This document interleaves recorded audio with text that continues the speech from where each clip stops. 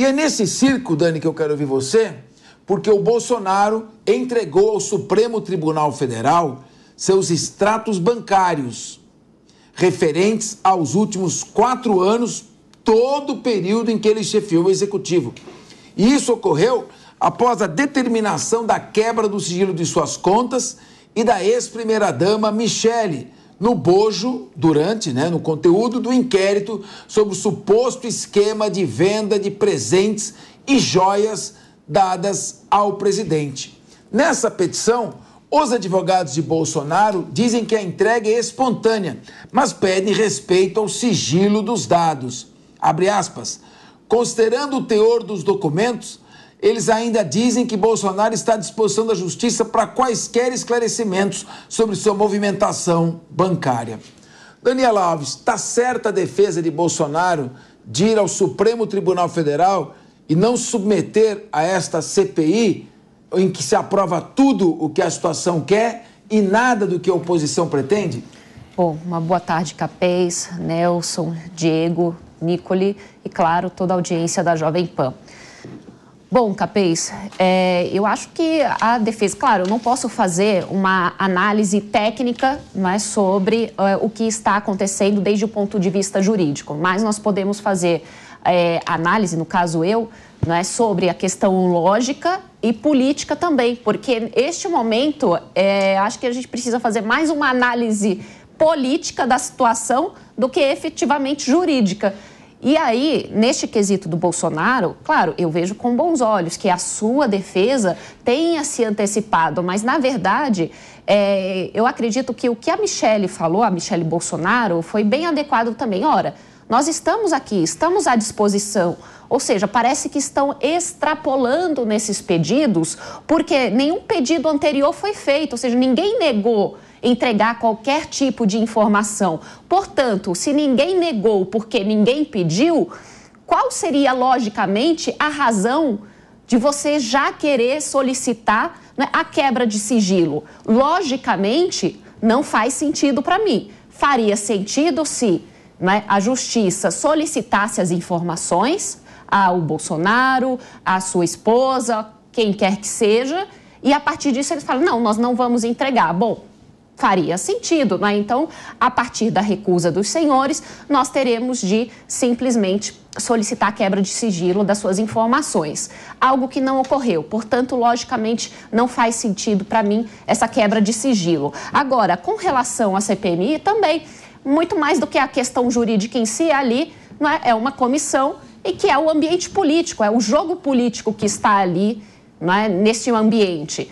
Quando a gente analisa a situação, claro que a situação vai ficar pressionando e até mesmo tentando elaborar novos instrumentos para conseguir pressionar cada vez mais para chegar. O Diego até falou aqui, bom, vão tentar, né, de todas as formas possíveis para chegar até o Bolsonaro, que eu concordo com ele que este é, na verdade, o objetivo. Agora, o presidente da comissão, todos nós estamos vendo que quem está realmente comandando é a situação, são os parlamentares governistas, porque, ora, se ele fala, vai ser mais difícil colocar em votação, porque a oposição não vai ter nenhuma vez ali neste ambiente, ora, que tipo de acordo ele está fazendo? Que tipo de acordo a oposição conseguiria fazer nesta comissão para que os seus requerimentos fossem aprovados? Eu não vejo qual é a saída, nem vejo a possibilidade da oposição ter uma maior força, a não ser, claro, uma comunicação mais efetiva com a própria sociedade para que esta pressione a Câmara dos Deputados, especialmente esta comissão. Diego Tavares, nós estamos vendo aqui agora há pouco, pode voltar as imagens, o presidente Bolsonaro ali cercado por repórteres, ali se movimentando, em que ele vai fazer a entrega dos extratos bancários ao STF. Você acha que é correta essa ação da defesa? No momento em que se decreta a quebra do sigilo bancário dele, ele fala, não precisa quebrar não, as contas estão aqui, quem não deve não teme? Exatamente, professor. Essa é a grande frase que eu acho que está motivando a estratégia de defesa do Bolsonaro.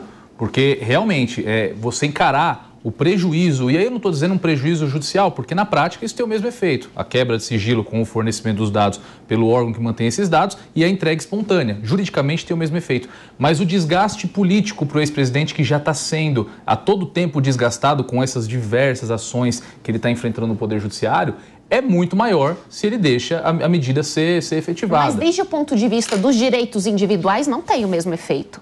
Não é? À medida que a justiça pode solicitar os dados e a pessoa pode entregar. Sim, agora, se ela não... Isso, eu digo entregar... do ponto de vista prático. Do ponto de vista prático é que o quê? É que o órgão julgador, tanto a acusação quanto a defesa, evidentemente, vai ter acesso a essas informações.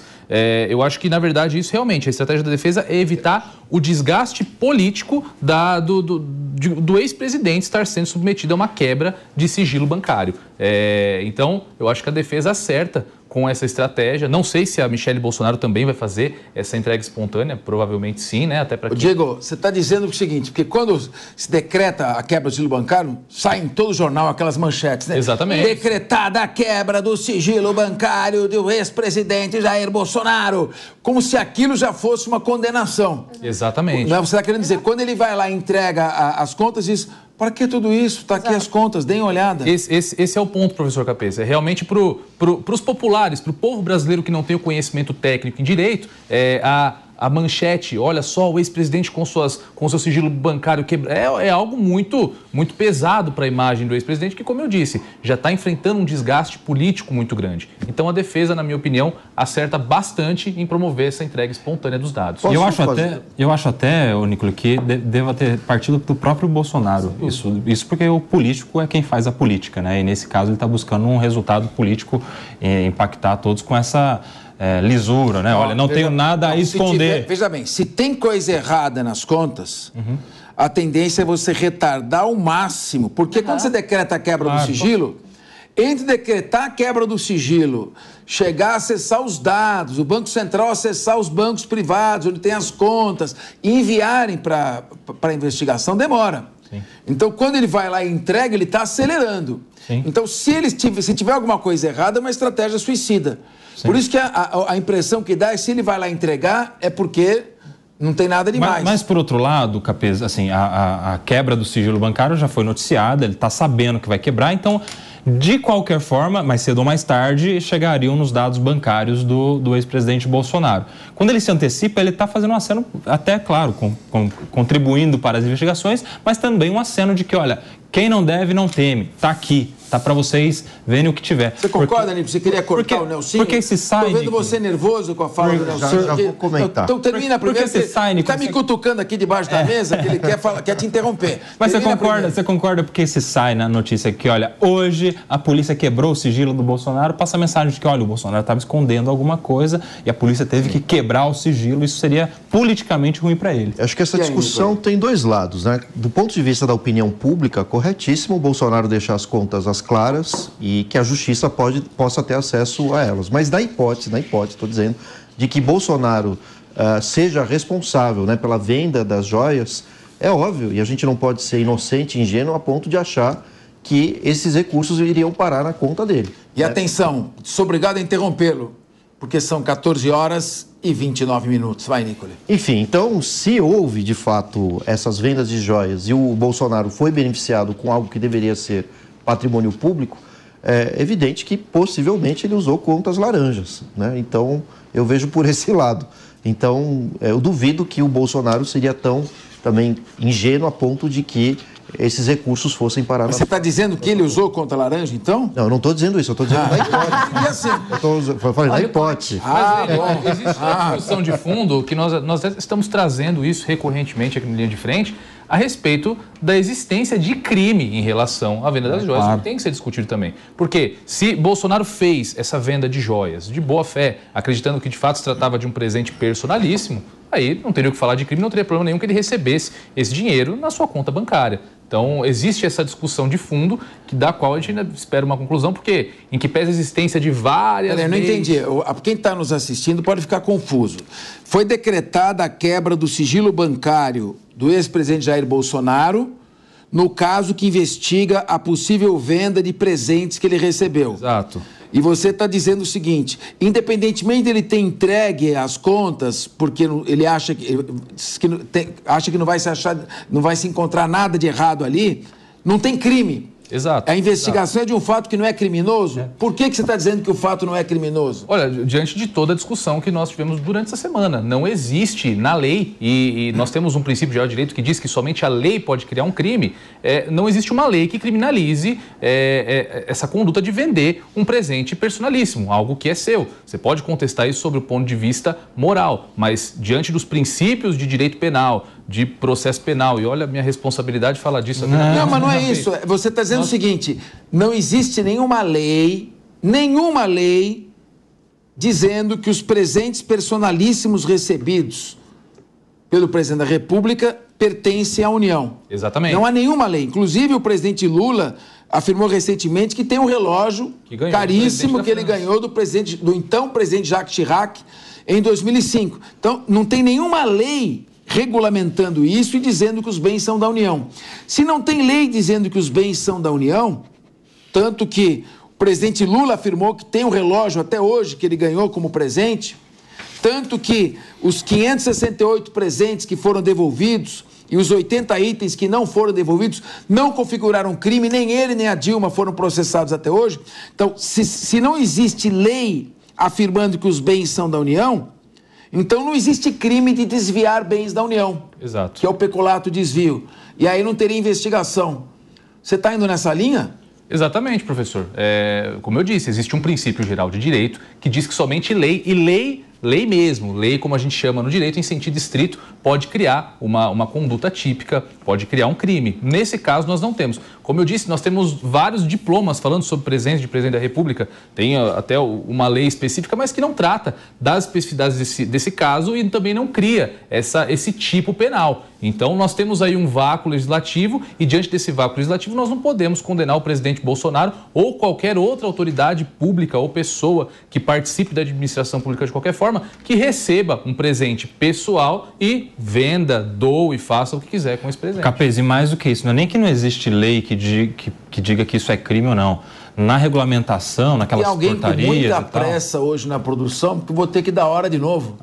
São 14 horas e 32 minutos. Isso é bom, é que está tendo propaganda no rádio. Isso é bom. Mas a questão é a seguinte, Capês, não é nem que não existe lei dizendo que há crime de vender um produto. É que expressamente as normativas, portarias, resoluções, decretos, não sei, que estão no campo infralegal, abaixo da lei, portanto, eles são claros em dizer que o produto de natureza personalíssima, ou seja, aquilo que é personalizado para a pessoa, não integra o patrimônio da União, como é o caso, por exemplo, pode ser o caso desse relógio que foi feito, segundo a imprensa, sob medida para o presidente Bolsonaro. Então, não é nem que não há lei, há inclusive a disposição expressa de que o que é personalíssimo não integra o patrimônio. Você acha que o fato do Tribunal de Contas da União ter interpretado que, de acordo com o Código de Ética, esses bens deveriam pertencer à União, essa manifestação do Tribunal de Contas da União não tem o condão de criar um crime? Não. Porque não cabe ao Tribunal de Contas criar crime? Imagina, professor, nós criticamos eventualmente o STF quando legisla no sentido de criar uma conduta típica. Imagina o Tribunal de Contas da União, que em tese é um órgão hierarquicamente inferior. Isso aí, Nelson? Com certeza, só a lei pode criar o crime, é um princípio da legalidade penal, né? Como que diz? O artigo 5º, inciso 39. Não há crime sem lei que o defina. Está na Constituição. A Constituição não diz não há crime sem TCU que o defina. Isso ainda é válido, Capês? Pelo menos está escrito na Constituição, né, Dani? E aí, Dani, você acha? Se você está sentindo também, de certa forma, que a nossa Constituição está sendo mitigada. Relativizada. Contornada, é isso, Dani? Capês, às vezes quando eu vejo os debates jurídicos, como vocês estão fazendo, né, e a gente refletindo aqui, eu fico pensando, por que nós estamos fazendo essas reflexões? Isso ainda é válido, não é? Será que o nosso arcabouço jurídico, ele ainda é válido tal qual como ele está?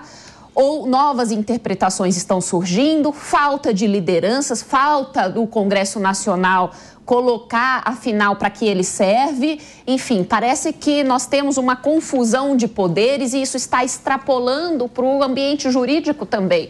Então, eu acredito que para a própria audiência aqui, para as pessoas que acompanham sempre o programa, fica essa questão, ora, vocês estão falando tecnicamente, juridicamente, mas e aí? Se juridicamente é assim, por que de fato não está acontecendo?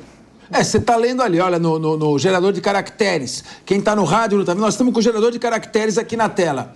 A comissão, que é a CPI, vai propor ao tenente-coronel Cid, né? Sim. O que é Cid do quê? Mauro Cid. Mauro Cid. A comissão, a CPI, vai propor ao tenente-coronel Mauro Cid um acordo de delação premiada. Dani, delação é para delatar um crime. Exato. E receber presentes por falta de lei definindo que são da União, não é crime. E então você olhando como a maioria dos nossos espectadores, que não são advogados, né, Nicole, olhando isso aqui, fala, meu Deus, mas o que está acontecendo? Quer dizer, se a Constituição exige lei para incriminar uma conduta, se não tem lei incriminando a conduta, vamos trocar então a Constituição pela grande mídia? É isso? Vamos deixar a grande mídia definir o que é crime e definir o destino das pessoas? Parece que é isso, Nicole? Eu tenho 2 questionamentos que acho que só vocês, juristas, advogados, poderiam responder, né? Ainda que o presente seja personalíssimo e o Bolsonaro pretenda ou pretendeu vendê-lo, ele não deveria vender primeiro para o Estado ou buscar o Estado para adquirir esses bens? E a segunda, né, que acho que foge da alçada jurídica, né? Qual que era a pressa de se livrar tão rapidamente desses objetos, né? São duas questões que eu deixo. Duas ótimas questões. Então, primeiro, ele teria que vender primeiro para a União? Teria que dar preferência de venda para a União? Eu acredito que sim. Mas a não dar a preferência não é crime. Não houve crime. Não é? Ele poderia oferecer à União. Então, se ele poderia oferecer à União, é porque não é da União. Exato. Começo. Segundo, qual é o seu questionamento? Então, ele teria que dar preferência para não. Então não é da União o bem, é dele. E o segundo, qual era a pressa? Qual a pressa?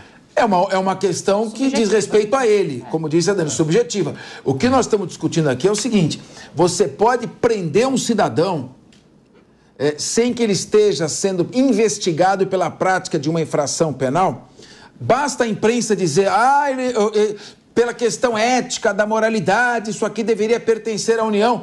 Mas nós estamos trabalhando aqui, Dani, por um sistema que dê segurança ao cidadão. Claro. Quando você atropela uma garantia constitucional, mesmo que você não goste da pessoa, eu não gosto do Bolsonaro, digamos, uma pessoa, eu não gosto do Bolsonaro, sou inimigo dele, mas se você compactua com a possibilidade de alguém responder a um processo sem que a lei defina um crime, você está criando um ambiente para você no futuro, não é isso? Isso, esse é o ponto, Capês, que eu queria chegar. Você foi exatamente nessa questão que deveria preocupar todo cidadão brasileiro, porque agora é com Bolsonaro. Mas isso pode atingir depois qualquer cidadão por qualquer motivo. Por isso deve se preocupar. Agora a imprensa como um todo, ou na verdade as forças políticas acabam fazendo esse tipo de pressão, tentando condenar o Bolsonaro de qualquer forma, por qualquer coisa. Parece que eles querem colecionar condenações, né? Parece que é isso para tentar matá-lo politicamente de qualquer forma. Esses dias até mesmo o Paulo Pimenta deu uma entrevista numa grande rede e ele falou o seguinte: nós precisamos, como é que ele falou? Nós precisamos isolar o bolsonarismo, tá? Então, por que que um ministro da comunicação está falando de isolar o bolsonarismo? Isso não deveria ser trabalho dele, isso não deveria estar na pauta dele. Ele não tem que colocar uma parte da população que sim votou no Bolsonaro e querer isolar. Porque, na verdade, ao final é isso, é isolar a parte da população que apoiou o próprio Bolsonaro. E outra coisa, Dani, isso tudo parece, Diego, que vem muito numa veia de revanchismo mesmo, né? Sim, com certeza. E é ruim, porque a justiça, quando às vezes, ela precisa, na verdade, gerar o senso de justiça mais do que aplicar a justiça. Além de ser justa, ela precisa parecer ser justa. O cidadão precisa ter credibilidade no judiciário, nas investigações, nas instituições, no próprio Ministério Público, na Polícia Federal. E quando a gente vê, assim, um mar de investigações acontecendo todos com um foco, com um alvo, que é o ex-presidente Bolsonaro, a gente cria no senso comum um descrédito. E não vem falar que o bolsonarismo é uma praga, é vinculado ao fascismo. A gente está falando de um público, claro, que alguns mais adeptos, mais fiéis, outro com suas diferenças, mas de um público que votou em mais de 50 milhões de votos no ex-presidente Bolsonaro. Então, nós estamos falando quase de metade. Mas tem uma coisa, Nelson, Diego, nós não estamos falando aqui, e eu sei que você colocou isso muito bem, eu estou concordando com você, mas estou deixando claro, nós não estamos falando aqui de bolsonarismo. Esse era o ponto. Nós estamos falando o seguinte, para que haja um crime, é necessário o crime de peculato, desvio, haveria necessidade de uma lei definindo que os bens são da União. Você quer ver uma coisa interessante? O Brasil é um país homofóbico? É. Existe preconceito por identidade de gênero? Existe. É necessário combater? É. Aí o que o Supremo faz?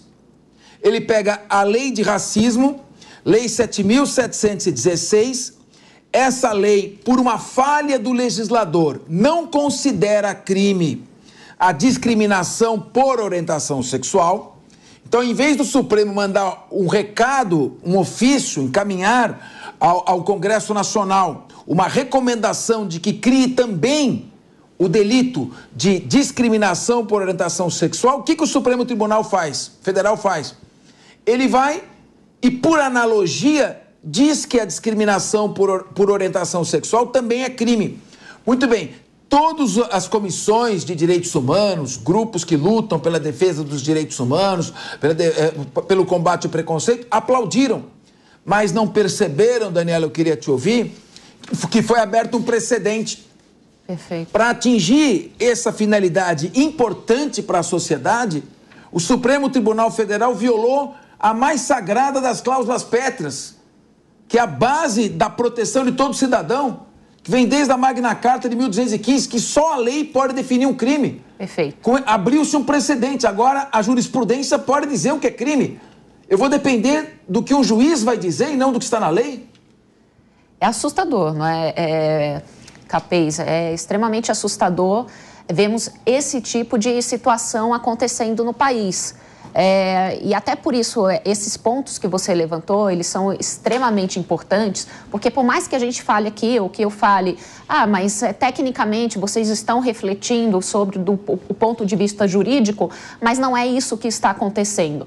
Portanto, nós precisamos sim expor o que deveria acontecer, não é? O que está acontecendo, o que não está acontecendo e apontar os caminhos para que nós possamos retornar a uma mínima normalidade, não é? Porque normal nunca foi o país adequadamente, institucionalmente, que a gente possa falar que pudesse estar caminhando de uma forma adequada. No entanto, essas distorções ao longo dos anos, elas foram aumentando cada vez mais. Portanto, chegou a hora, sim, de identificar claramente o que está acontecendo para conseguir reduzir cada vez mais essas distorções, porque parece que tem algumas pessoas que estão achando que tem superpoderes. Agora, se a população, se aqueles que estão calados e estão no poder e poderiam fazer alguma coisa, não agir rápido, eu não sei onde nós vamos parar.